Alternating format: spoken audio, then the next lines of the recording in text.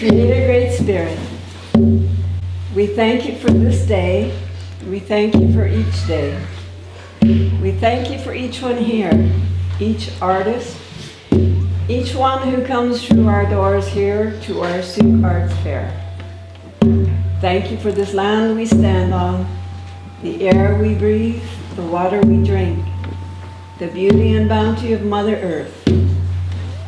Thank you for our families, our communities, our elders, our leaders, our mentors, our children. Creator Great Spirit, thank you for each one here sharing their talents, their artistry.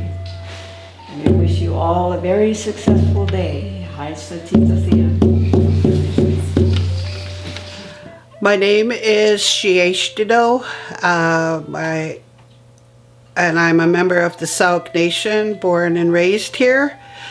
My name is Linda Bristol, and we've been running our group, Sauk Arts Group, that we call TAG, since 2008.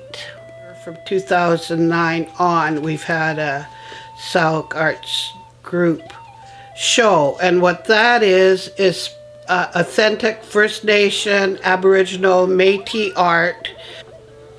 It's usually filled quite quickly with folks that are interested in coming to be a part of the show. There are times we have people lining up before we've opened to come in, so we have established ourselves with this annual event.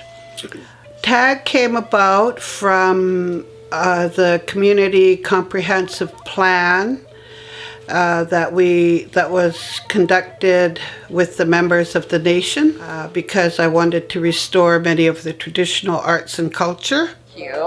So my grannies and them did baskets, and so it was really neat. They did knitting and baskets, and so their stories were done that way. And so my stories are done on textiles. My French side loves to make the busy, beautiful garments and pieces, and loves the colors and the different textures of fabrics. And then my Salish side loves doing the beautiful designs. So you'll find that that's present in a lot of the designs. There's a story behind each design, and they're done to teach, especially like little ones like this. Design shows you the old, and this side of the design shows you the new, but it's Hajika hands, but they're swans. And then you have a greater swan that is your actual ribbon that turns into the ribbon that's flowing off the side. You can tell this is the traditional or older side because it has the ties there at the bottom, the tassels that would be at the bottom of a shawl. So the shawl would be like the ladies across the hall here, the ladies who are making the blankets. So that's why you would have these, because that's part of our area.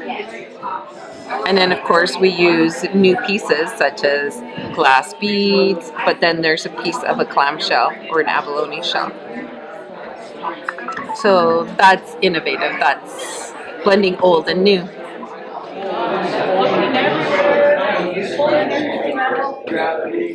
I've been weaving about 35 years, I think.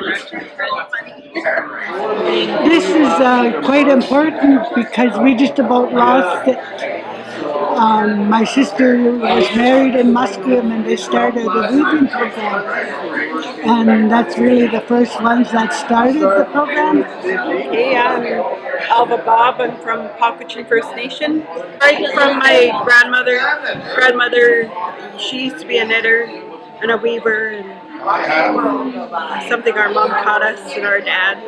We also teach, and so that teaches the younger generation on what we were taught, and then we're bringing it down to them. I've been creative pretty well most of my life. I used to do tattoos and that, and I do carvings and drawings. Just the expression of it, I think, is and to share that, share your love and your expression through your art, and I think it's the sharing of it that's the coolest part. I've been beading for at least 24 years, and I have 4 daughters, and they all bead. I'm trying to keep the culture going because a long time ago, the natives used to trade beads with the settlers. That's how they got their beads. So I don't deal with trade beads, but this is the same style. So I'm keeping that going and keeping it alive.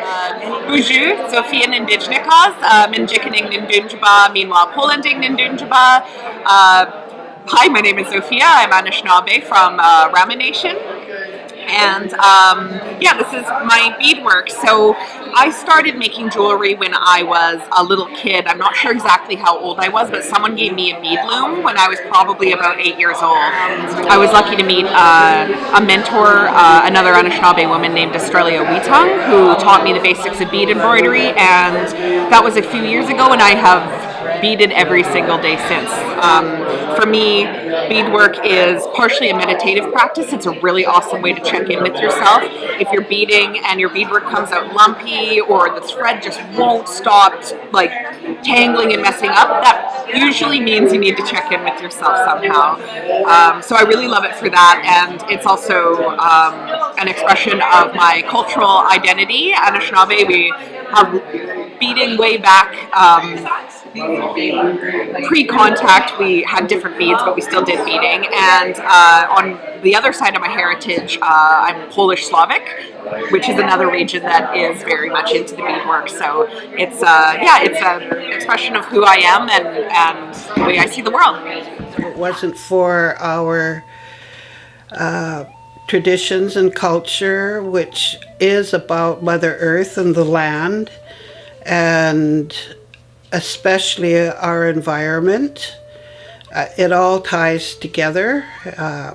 Providing your own clothing, your own food, knowing what medicines are out there, what traditional foods are still available today, using technology of today to further